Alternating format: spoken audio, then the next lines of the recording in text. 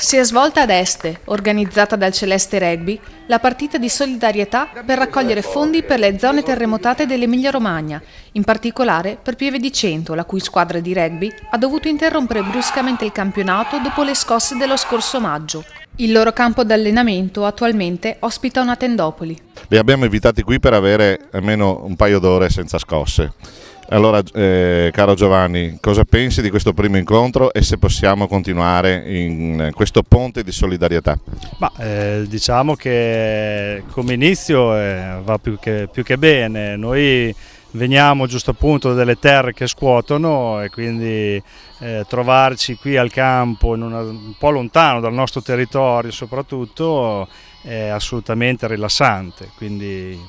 E poi per quanto riguarda le collaborazioni, ben venga, anzi le collaborazioni fanno crescere tutto il movimento, quindi perché no, soprattutto visto che non c'è neanche tanta distanza tra di noi e quindi come inizio direi che è più che positivo. Volevo ringraziare Rugby Este che ci ha invitato in un momento così difficile per noi. Durante la serata si è svolta l'amichevole fra i ragazzi under 20 del Pieve di Cento ed una selezione di pari età di Este, del Polesine e della Valpolicella.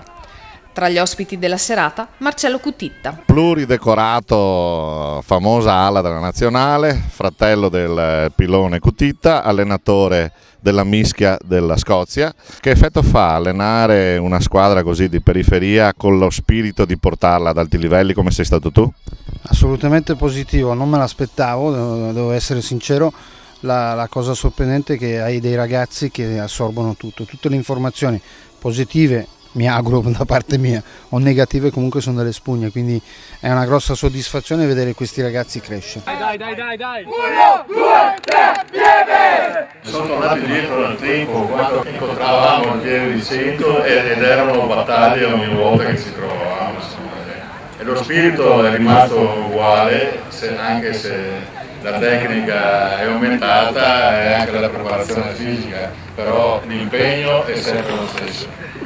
La serata si è poi conclusa con il terzo tempo ed un arrivederci a presto con iniziative di grande spessore, tra cui l'esperienza del rugby con disabili, disciplina nuova in Italia, che la società di Pieve di Cento porterà in un prossimo futuro ad Este. Per il rugby!